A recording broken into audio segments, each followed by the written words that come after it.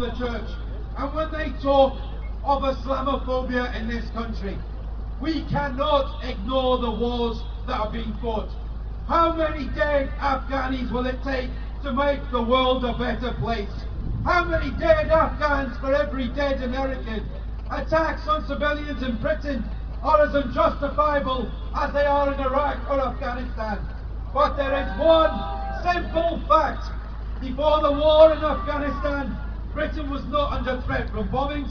Now it is. And I would say Britain needs not more terror laws but a change in foreign policy. This government has exploited the politics of fear by bringing in tougher anti-terror laws. And I am tired of our government lecturing us about civil liberties and how the Muslim community has to integrate. I was born and bred in this country, but I refuse to integrate into a pro-war and authoritarian Britain.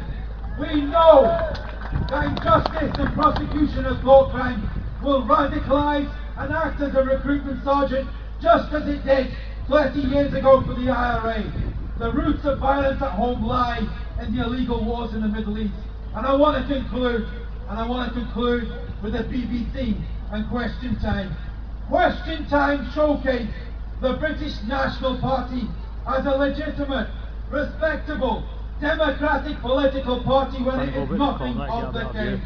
Take a look at Nick Griffin and you can see why he is so obsessed with not diluting his gene pool. What is it about these master race types?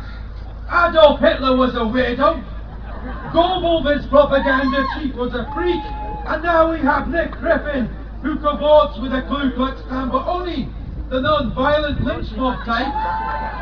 He insists Auschwitz gas chambers was a hoax. He calls black people monkeys.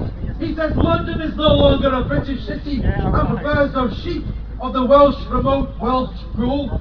But I am not complacent, like the BBC and those liberal journalists who believe you can defeat such Nazis in a rational debate.